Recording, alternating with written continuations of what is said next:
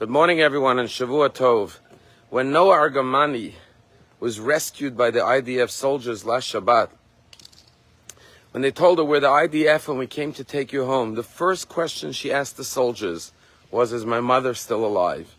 And when the IDF soldiers said, "Yes, she is," she looked around and looked at the faces of all the IDF soldiers to make sure that it's true. And then she said, "Are you sure?" And only when they assured her that it was, she got up and left with them to go back to Israel. When one of the hostages who was freed, Andrei Kozlov, a new immigrant to Israel from Russia, when his mother was told that her son was freed, she immediately packed her bags and headed to Israel. And you see in the video of the moment that his mother arrives in the hospital and is escorted into his room.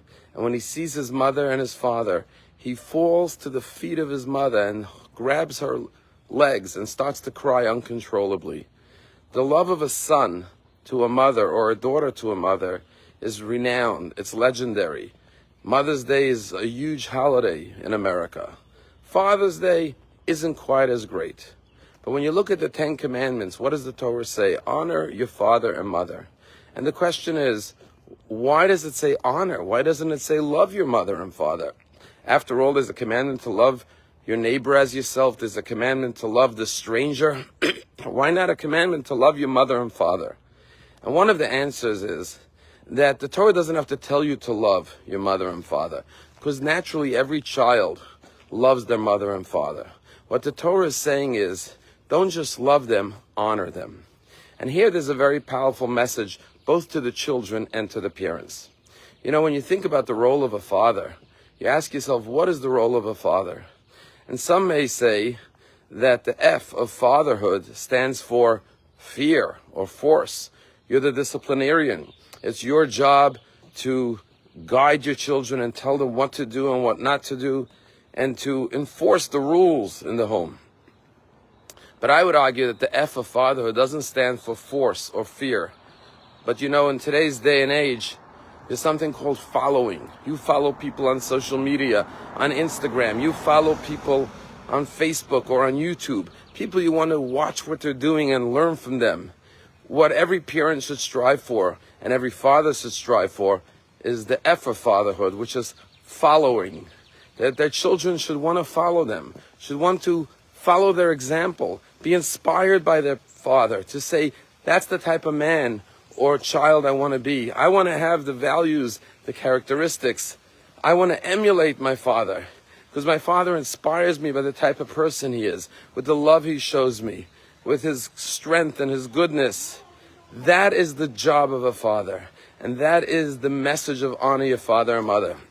You should be the type of father that you elicit honor from your children, that your children look up to you and respect you and want to be like you. And you don't have to use force or fear to motivate or influence your children, because you're the type of father that your children want to follow you and the example you set for them.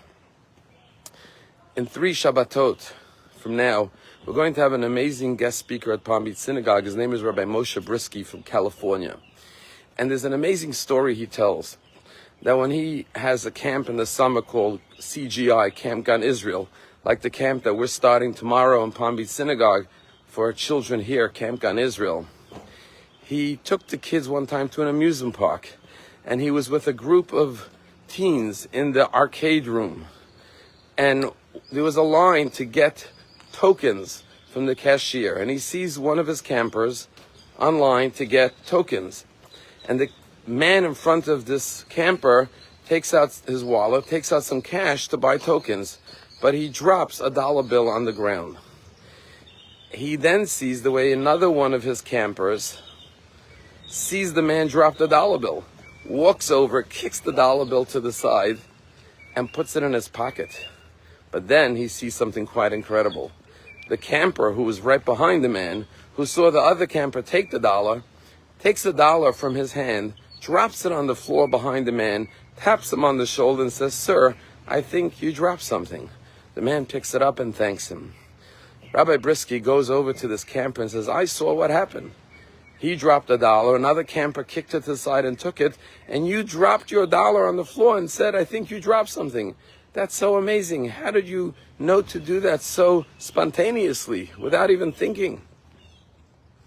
And the young man looked up at Rabbi Brisky and said, let me tell you how I know to do that. He says, when I was a kid, I lived in Brooklyn. My grandfather had a grocery store. I would get off the bus from school. My mother worked late. So I would go hang out in my grandfather's store. He would give me a snack. I would do my homework until my mother picked me up. One day a customer came in, got their groceries, walked over to my grandfather's counter, and my grandfather rang him up.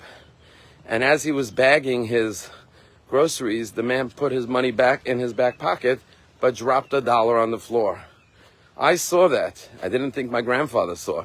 So I walked over, kicked $1 to the side, and put it in my pocket. My grandfather bagged the man up, said goodbye. The man started leaving. And at that point, my grandfather took $1 out of the cash register, leaned over the counter, dropped it on the floor, and said, sir, I think you dropped something. The man thanked him, picked up his $1, and left. At that point, I realized my grandfather saw what I had done. And I was so ashamed.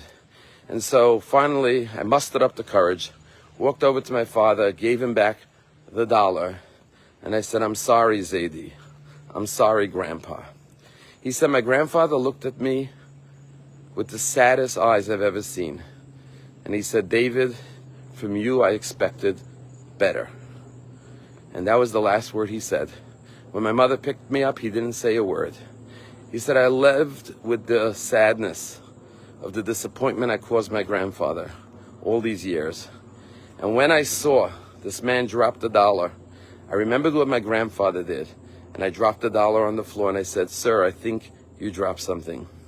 And the young boy said to Rabbi Brisky, my grandfather passed away last year.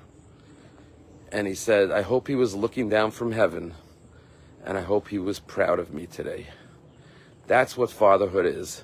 To have the example set for your children that your children want to follow and want to make you proud. And the greatest fear is not the fear of punishment, but the fear that they will disappoint the person they respect, honor, and love so much. Have a happy Father's Day. May we all strive to be good children to our parents and good parents to our children. Have a wonderful day.